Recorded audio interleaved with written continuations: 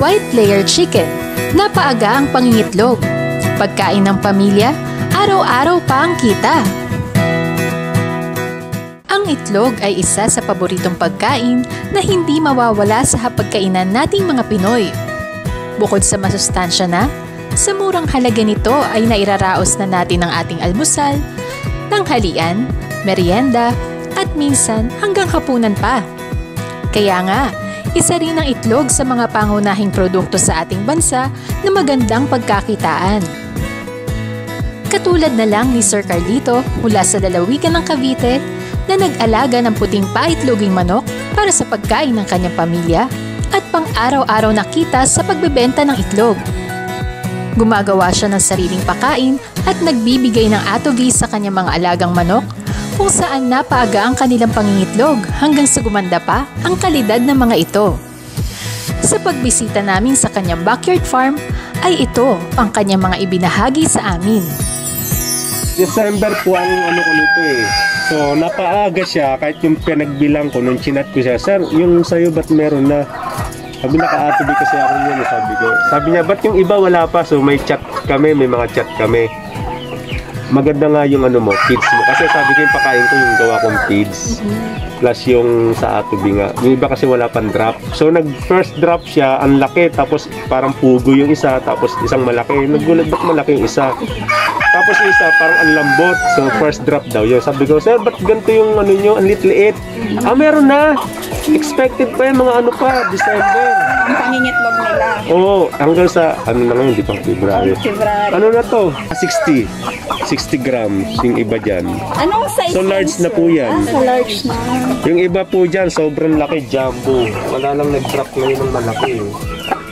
May malaki-malaki ako nakukuha dito. Anong edad na nito, sir? Ano lang po to? November ko lang po kinuha to eh. 16 weeks sila nun. Baka nasa 20 plus na. So sa ngayon, wala na akong ano dyan. Kung may small dyan, napamaliit na lang na portion, 10%. So maganda na siya, malaki na, nasa large na siya. Large to XL na siya. Ito lang din, maganda rin itong anak buhay.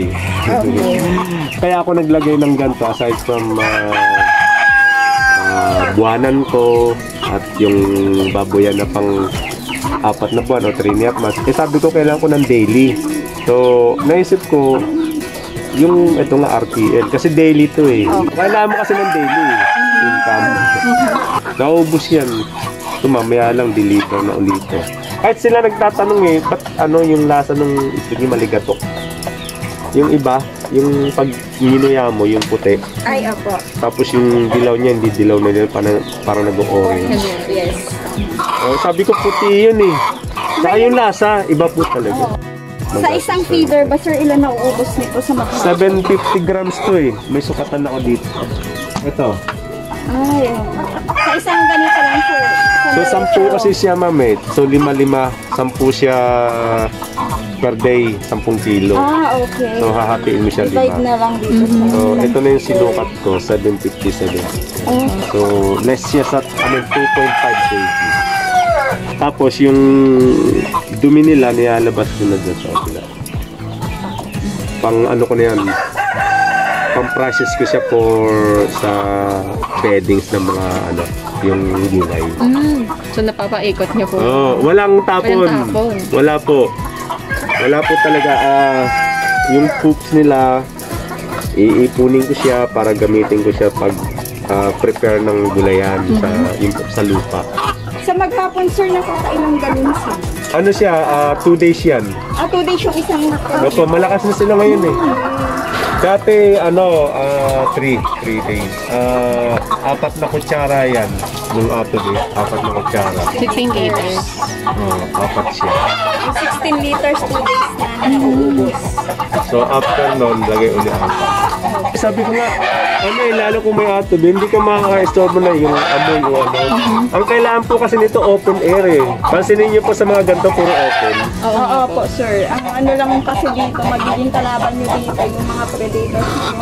Maya, yung ano. Pero kung sa garahe, siyempre, kahit sa garahe, pwede isang ganito lang, may ikot ka na. Tapos, kung may halamanan ka, ipunin mo lang yung dumi, then i-compost mo. Meron ka ng pampataba. mataba. Sabi ko nga, yun dito, may pang-bayad na tayo sa kuryente sa ilang. Kailangan mo lang dumiskarte, hindi yung puro ano na lang angal-angal. Then the right person na Mapagtatanong. paano diskarte. Din yung maiga-guide ka talaga. Kasi may punan ka tapos hindi pala pwede. Aside from punan, yung location mo, siyempre kapitbahay, ganyan.